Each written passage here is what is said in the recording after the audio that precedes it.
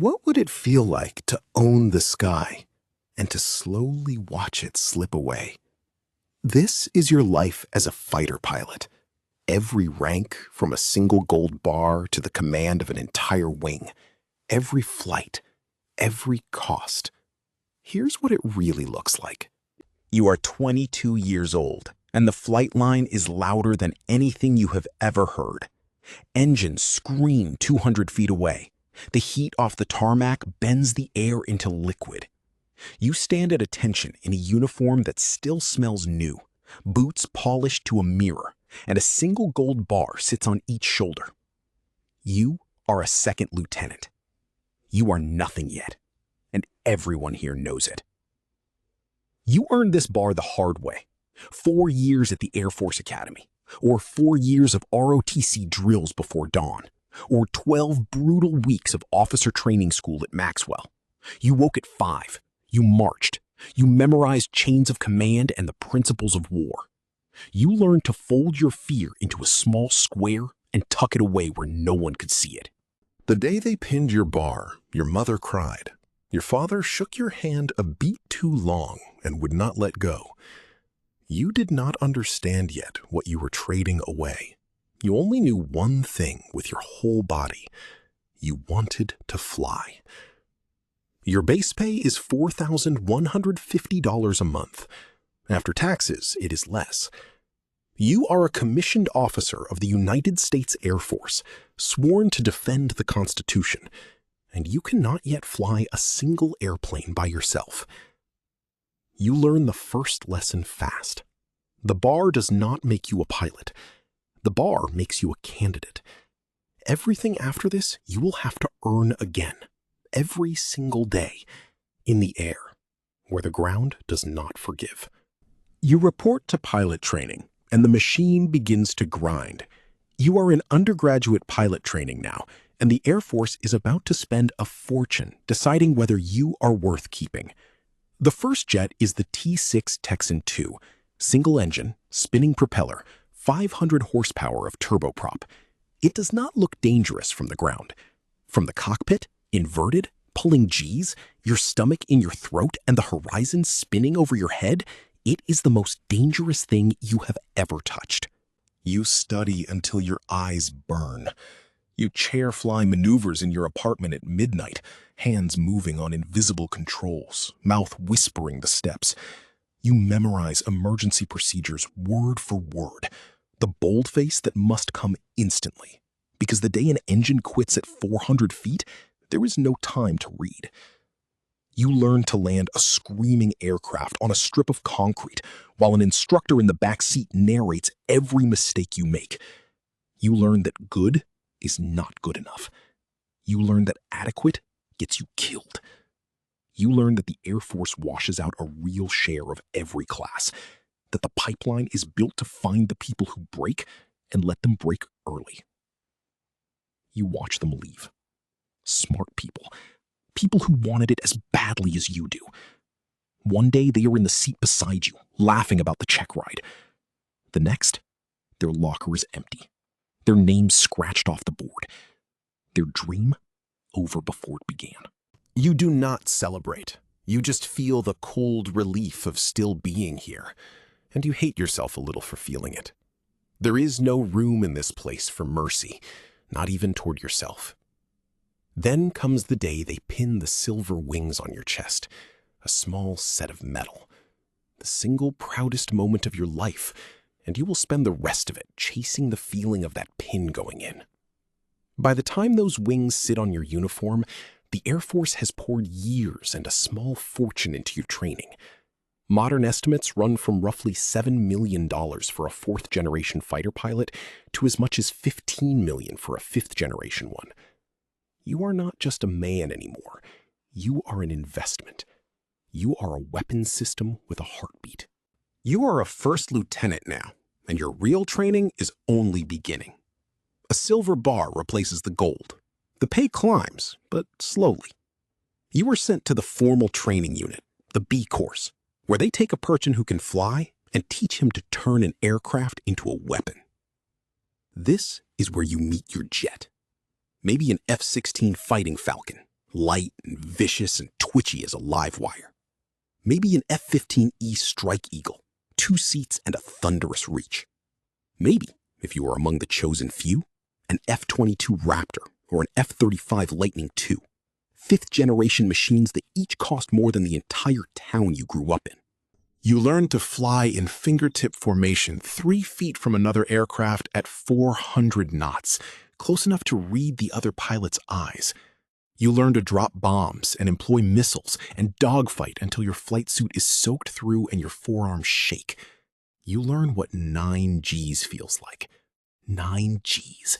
9 times your own body weight crushing down through your spine. Your blood drains from your brain toward your feet. Your vision narrows to a gray tunnel, then to a pinhole, then threatens to vanish entirely into black. You strain every muscle in your legs and your core. You grunt out the anti-G straining maneuver against a suit that bites down on your limbs, and you fight to stay conscious in a turn that would kill an untrained body in seconds. You learn the ejection seat. You learn that a single handle can fire you up through the canopy at 12 times the force of gravity, snapping your spine straight, slamming the wind into your face at hundreds of miles an hour in the 1 second when staying with the aircraft means dying with it. You hope you never touch that handle. You memorize it anyway. You rehearse it in your sleep, hands flat on your thighs, head back against the rest, the words running silent behind your teeth. You are a captain now, and for the first time, you are real. The double silver bars arrive, and with them, your first operational squadron. You are mission ready. You are a wingman, the most junior fighter pilot in the formation, and your only job is to keep your flight lead alive, hold your position, and not die doing it. Your pay is climbing towards $7,000 a month. It feels like a fortune until you count the hours. You are at the squadron before sunrise and home long after dark. You fly when the rest of the world sleeps. You stand alert, strapped into a cold cockpit on a concrete pad, waiting for a horn that may never sound, ready to be airborne and armed within minutes of a scramble. You deploy. The first one breaks something in you that never fully heals. 9 months on the other side of the world, a bare base in the desert, in the heat, under a sky you patrol for 10 and 12 hours at a stretch with the help of a tanker and a relief crew. You fly combat air patrol over men on the ground who will never know your name. You watch a sensor screen. You make decisions that end lives, and you carry every one of them home with you, in your chest, where they do not leave. You miss the first birthday. You miss the anniversary. You video call a child across 9 time zones who waves at a phone and does not quite understand that the man on the screen is supposed to be home, is supposed to be here, is supposed to be real. You live in a plywood room the size of a closet. You eat in a chow hall under a tin roof. You sleep 4 hours and you fly. The sand gets into everything, into your boots, into your teeth, into the seals of the canopy.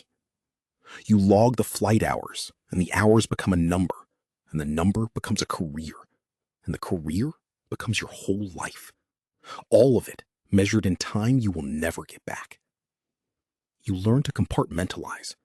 You learn to fly the jet, do the mission, land, debrief, eat, sleep, and do it again. You learn that the speed is the only thing that ever truly quiets your mind. At Mach 1, you are not a husband or a father or a man with a mortgage and a brother who stopped calling. You are just the airplane, and the airplane is clean, and nothing else can reach you up there. You become a flight lead. Now, the lives in the formation are yours to command. The wingman you were once tasked with keeping alive is now a young pilot keeping someone alive for you. The trust runs both directions, and it weighs 1,000 pounds. You are good now, maybe the best in your squadron.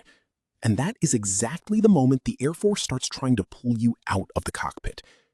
You are still a captain, but the years are stacking up, and the dream is starting to show its real price. You have flown hundreds upon hundreds of hours. You have friends who are gone now, names you say quietly to yourself on the anniversaries when no one is watching. A mid-air collision on a training range, a crash on a routine sortie that should have been nothing, a jet that flew into the ground in the dark and simply never came back up. You attend the funerals.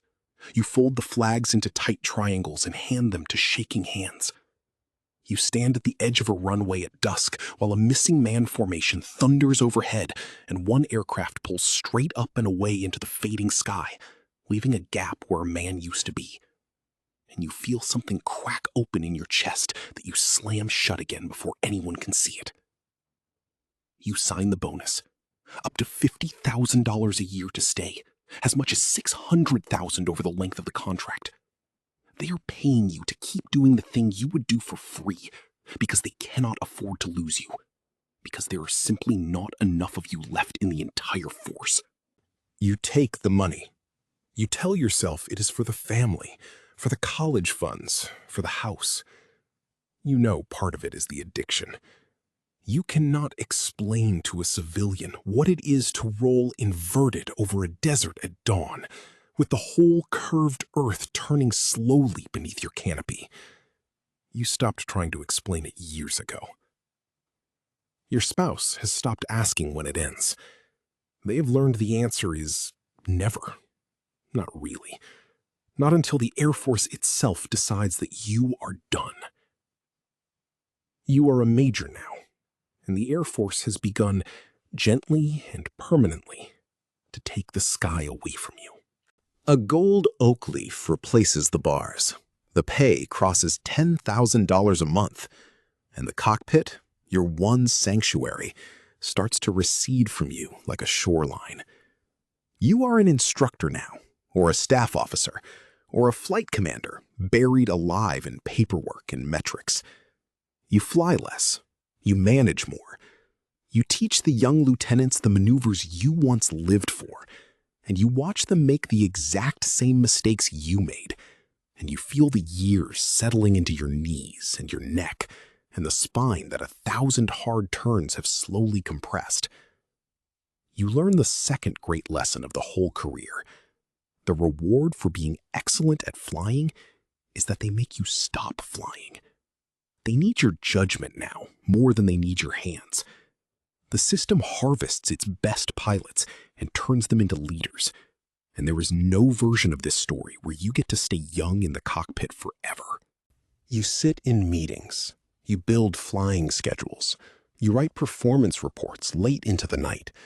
You are still a fighter pilot in your heart, in your reflexes, in your dreams.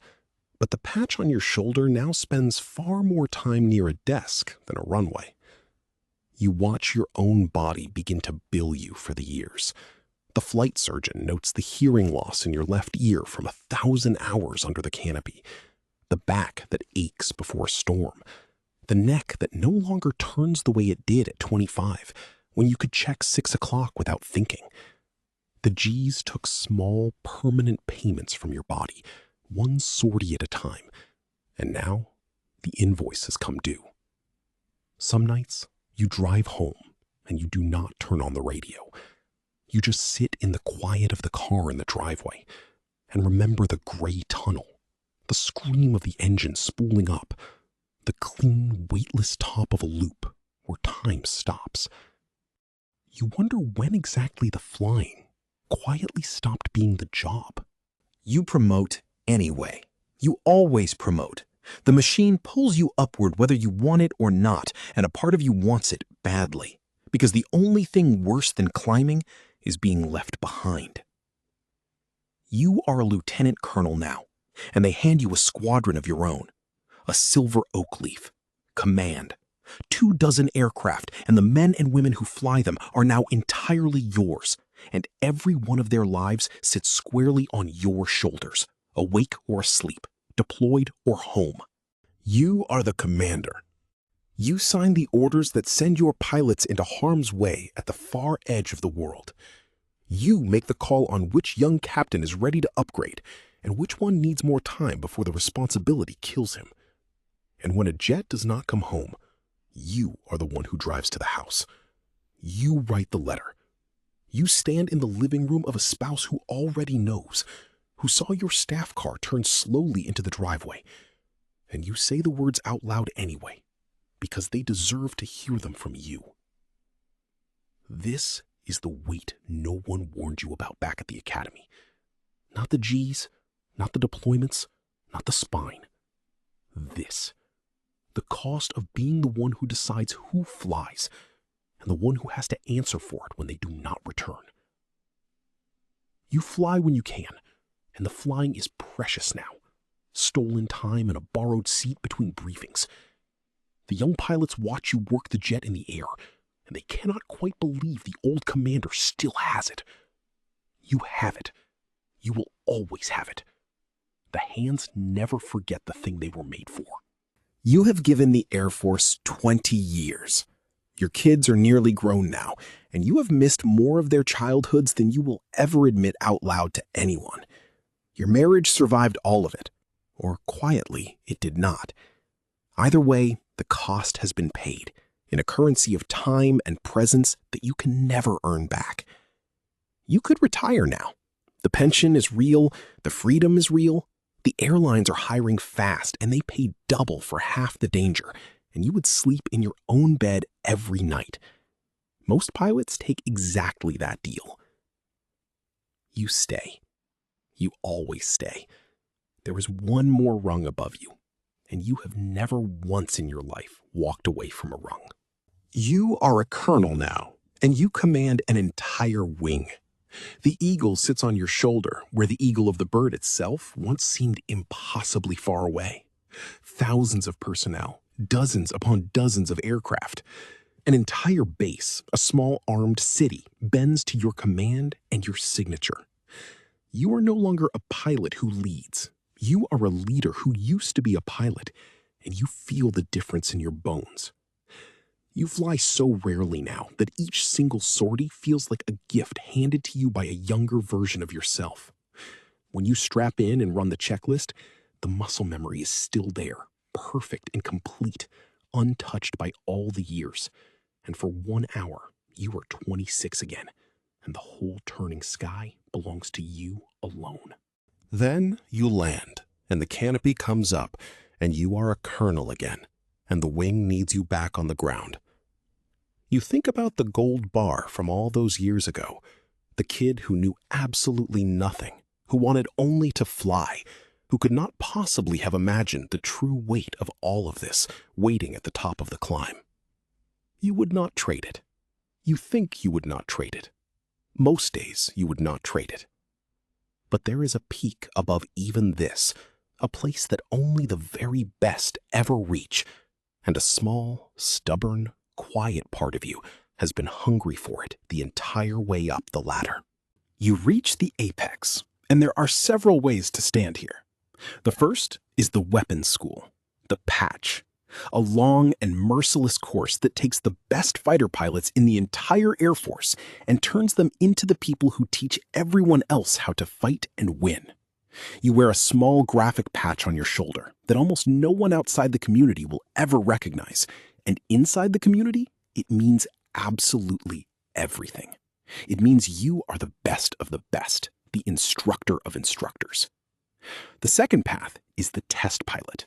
You strap into aircraft that have never been flown the way you are about to fly them. You push the flight envelope out until it tears at the edges. You write the limits that the rest of the force will fly inside of for decades. You take the risk first, alone, so that thousands of pilots after you never have to. Or you climb the command ladder all the way to general, a silver star on your shoulder, where you no longer fly at all, and instead you decide where the entire force will fly and fight and bleed. Whichever apex you reach, you have arrived. You are the dream you stared at as a 22-year-old with a single gold bar on each shoulder and a heart full of screaming engines. And here, at the very top of everything, you finally understand the trade you made. You gave them your 20s and your 30s and your spine. You gave them birthdays and anniversaries and the slow, ordinary, irreplaceable moments that quietly make up a life. You gave them your hearing, your sleep, your steady hands, and the names of every friend who is gone. You gave them all of it. And in return, they gave you the sky, which is the only thing you ever truly wanted. You stand on the flight line one last time before you take the uniform off for good. The engines scream 200 feet away. The heat off the tarmac bends the air into liquid. And somewhere across the same tarmac, a 22-year-old stands at perfect attention in a uniform that still smells new, a single gold bar on each shoulder, knowing nothing at all, wanting only one thing with his whole body, to fly. You watch him stand there. You see yourself. The cycle continues. If you lived this one all the way to the top, tell us down in the comments which world you want to inhabit next, which rank, which life, which sky. Subscribe so you never miss the next descent. We will see you at level 1.